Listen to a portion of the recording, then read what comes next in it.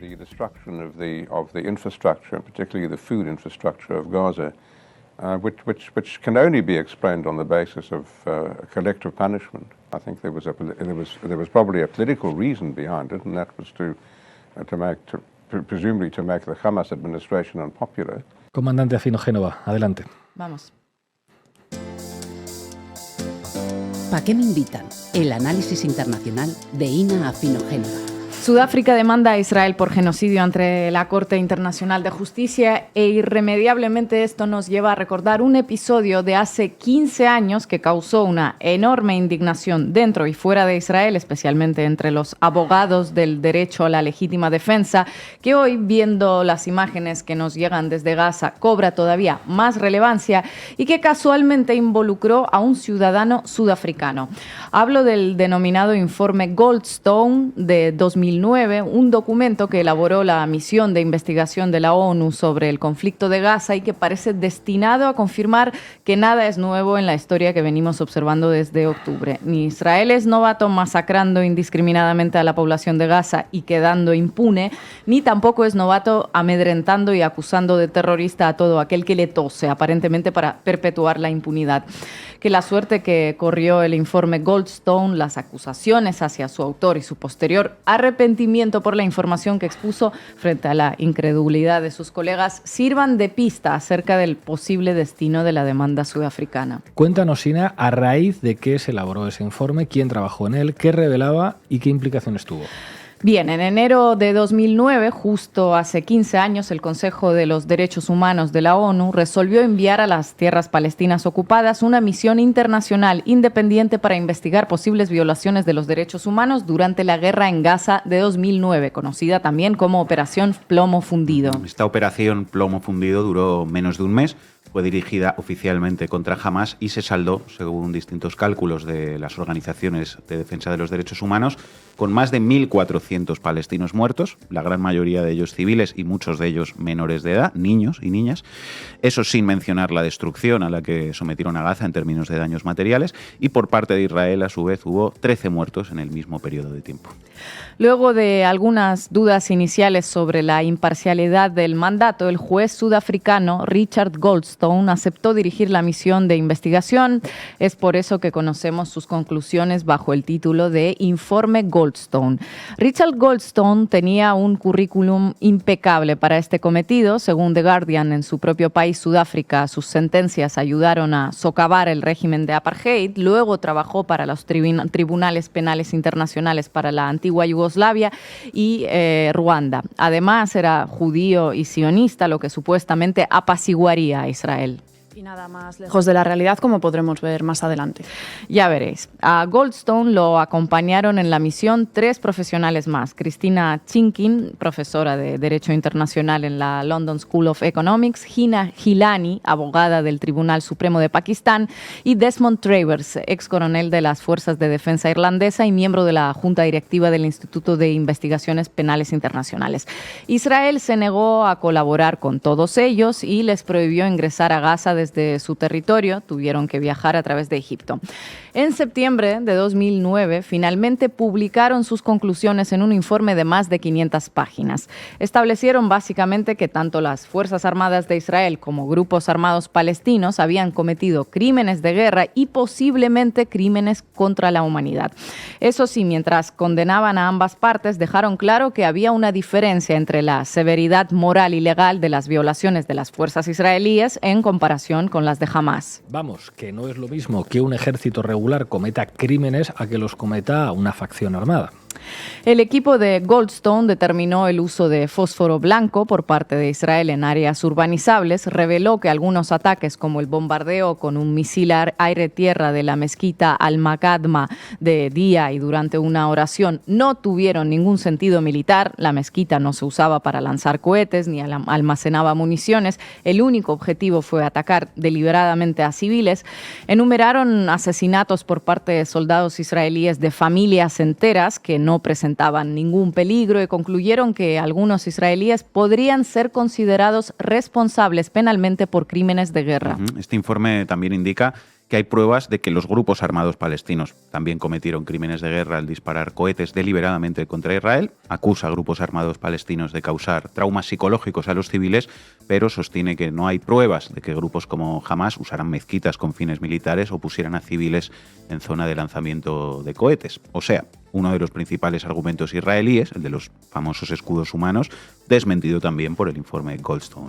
Como era previsible e incluso lógico en estos casos, el gobierno de Israel rechazó las acusaciones. Shimon Peres, el entonces presidente de Israel, dijo que él mismo no distinguía entre la víctima y el agresor. Otro argumento tradicional para estos casos, especialmente tratándose de Israel. Vamos, que los años, las décadas, diría yo, pasan, pero el argumentario permanece. Y ahora imaginen por un minuto lo que le pasó a Richard Goldstone. Grupos pro-israelíes de todo el mundo lo acusaron de profesar auto-odio, una acusación recurrente hacia los judíos que critican al Estado de Israel. Otro clásico del argumentario sionista israelí. La misma Hannah Arendt también fue acusada en su momento de padecer ese auto-odio diaspórico por su libro Eichmann en Jerusalén, y varias organizaciones judías llevaron a cabo toda una campaña en Estados Unidos para descalificarla. Igualmente, Goldstone fue vilipendiado por los mismos grupos y su informe comparado con un libelo de sangre, alegato antisemita de la época medieval basado en falsas acusaciones contra judíos. También fue boicoteado por comunidades judías de todo el mundo y no se le permitió asistir al bar mitzvah de su nieto en Sudáfrica, informó The Guardian en su momento. Hay un cable del año 2010 filtrado por Wikileaks, firmado por la entonces secretaria de Estado de Estados Unidos, Hillary Clinton, en el que describe el informe como altamente problemático porque sus conclusiones piden una remisión de presuntos crímenes de guerra israelíes a la Corte Penal Internacional y que también llama al Consejo de Seguridad de la ONU a tomar acciones a raíz de las conclusiones.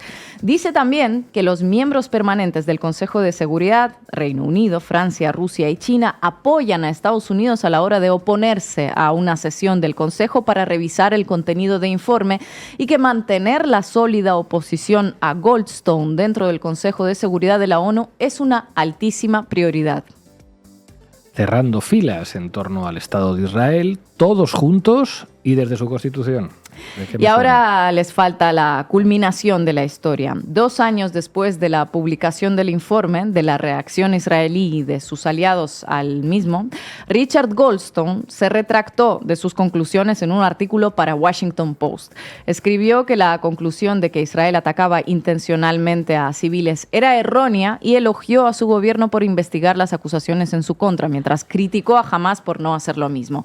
Si hubiera sabido entonces lo que sé ahora, el informe Goldstone habría sido un documento muy diferente, dijo. Sus 3 coautores publicaron entonces una declaración conjunta criticando la retractación. Dijeron que ellos sí mantenían firmemente sus conclusiones y que ninguna de las 2 partes presentó nada que les pudiera contradecir. Apuntaron también la extraordinaria presión ejercida sobre los miembros de la misión. Si hubiéramos cedido ante cualquier parte para limpiar nuestras conclusiones, estaríamos cometiendo una grave injusticia con los cientos de civiles inocentes asesinados. Bueno, lo curioso de todo esto es que Goldstone no fue el único en intentar enterrar este informe. También el líder de la autoridad palestina, Mahmoud Abbas, apoyó que se pospusiera la votación sobre el informe en la Comisión de Derechos Humanos de la ONU. Recuerden ese cable de Hillary Clinton sobre la máxima prioridad de mantener ese asunto fuera de las Naciones Unidas. Sobre esto, la activista israelí Nurit Peled dijo en una entrevista a Olga Rodríguez hace más de 10 años ya que Abbas fue presionado por miembros del gobierno israelí. En todo este asunto hay presiones económicas, todo gira en torno al dinero. Presiones económicas, acusaciones de antisemitismo, repudio de la comunidad judía por todo el mundo y marginación.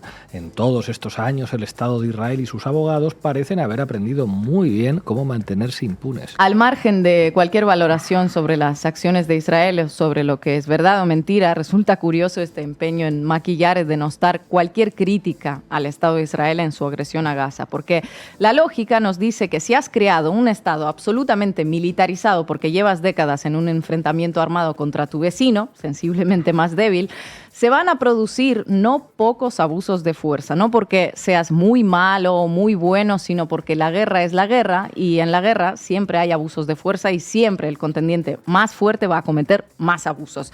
No es posible que sea de otro modo. Sin embargo, se sigue sosteniendo que cualquier crítica a Israel y a su derecho a defenderse está basada en el odio y el antisemitismo, por más que estas vengan de judíos israelíes o incluso judíos sionistas.